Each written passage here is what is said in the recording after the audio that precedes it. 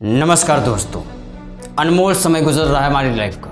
क्या हम अपनी ज़िंदगी के लिए वो इम्पोर्टेंट काम कर रहे हैं जो करना चाहिए? क्या इंस्टाग्राम जो पूरा दिन स्क्रॉल हम करते हैं, फेसबुक पर friend request accept and send करते हैं, वो चीज़ें सही है? हमारी आने वाली पीढ़ियों को हमें क्या देना है? हमारे समाज का स्ट्रक्चर क्या बन रहा है? क्या हम कभी इस चीज़ पर फोकस कर पाते हैं?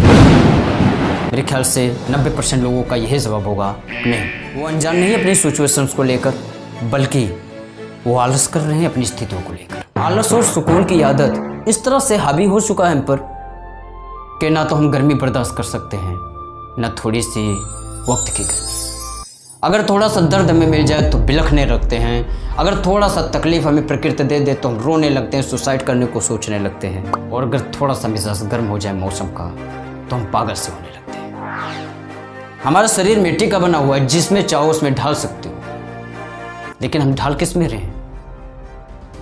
मौज मस्ती में। हर कोशिश हमारी होती है कि मैं सुकून में रहूं।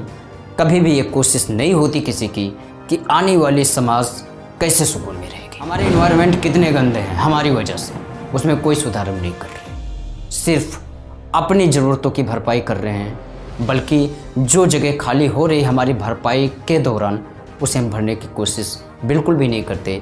मतलब सब कुछ हम ले रहे हैं इस प्रकृति से, दे कुछ भी नहीं रहे। मैं मानता हूँ बहुत ज़्यादा मोटिवेशन वाले हैं आपकी यूट्यूब पर, लेकिन बात पैसे की करने से आपकी ज़िंदगी सर्वोत्तम नहीं हो सकती। गलाना होगा खुद को, संभालना होगा खुद को। ये जो आप शराब के बोतलों में लिपट जा रहे हो ना, इसे हटाना होगा। आप शराब के लिए नहीं बने हो, आप इस संसार के लिए बने हो। परमात्मा ने आपको कुछ सोच कर यहाँ पर बनाया, इसलिए अगर पढ़ रहे हो तो पढ़ाई उत्तम क्लास की करो। अगर कुछ कर रहे हो तो उसमें उत्तम क्लास की मेथड डालो, बिकॉज आप न्यूनतम नहीं हो सकते। आपको हमेशा उच्चतम स्कोर की तरफ चलना चाहिए। हमारा माहौल इतना गंदा है कि आज की लड़कियां प्रेम को ऐसे समझती हैं कि जिससे मैं प्रेम करूं वही ठीक है, बाकी आज तक जिन्होंने मुझे प्रेम किया उससे कोई मतलब नहीं। नौजवान हमेशा सोचते हैं अगर मेरा बाप मुझे डांटता है तो ये मेरा दुश्मन है। वो ये कतई नहीं सोचना सकता, अरे यार परवरिश की उसने तुम्हारी, तुम्हें डांट रहा है, तुम्हें समझा रहा है, किसके लिए? उसकी तो 4 दिन की ज़िंदगी बची है, बाकी 18 दिन तुम्हारे। घर की महिलाओं को ऐसा लगता है मेरा पति मुझे समय नहीं देता, घर की रख रखाव नहीं करता, अगर बच्चे पैदा कर रहा है तो मैं ही क्यों केयर करूं? मेरी बहनें, सबसे पहले ये सोचो वो कितने घंटे ड्यूटी करता है, किसके लिए? अच्छा होगा अगर आप गृहिणी हो तो उसका हाथ बटो, उसके हौसलाओं के लिए कुछ ऐसा काम करो कि उसका थका हुआ चेहरा घर पर मुस्कुरा उठे।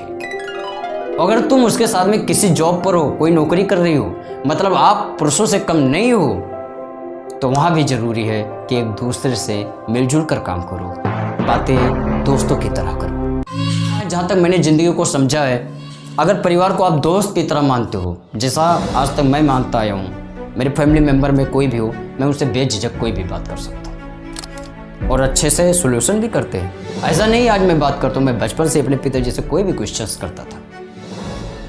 मुझे याद है वो वक्त जब मेरी लाइफ थोड़ी सी अंधकार में जा रही थी और मैंने बातें घर पर शेयर की, लोगों ने मुझे सुझाव दिया, मेरी उंगली पकड़ कर मुझे चलना सिखाया, ये नहीं होता। दिल की बातें शेयर करो, मस्ती मौज मस्ती सब कुछ करो, चलेगा, लेकिन ज़िंदगी के साथ खिलवाड़ मत करो। अगर आपके बचपन में कुछ चीज़ें बाकी रह गई होंगी तो आपको आज भी शिकायत होगी अपने बाप से। और याद रखिए, जिस दिन आपके बच्चे को फील होगी कि मुझे क्या क्या चीज़ों की कमी है, आपसे शिकायत कितनी होगी। हर लोग कर्मों के अनुसार अपना प्रारब्ध भुगतते हैं, ठीक है, चलेगा, मगर धर्म ये भी सिखाता है कि अगर आप गृहस्थ हो तो सब कुछ करो उनके लिए जो तुम पर आश्रित हैं। परमात्मा कहता है मुझे भोग बाद में लगाना, पहले पेट उनके भरने की व्यवस्था करो जो तुम्हारी उम्मीद पर पड़े हुए हैं।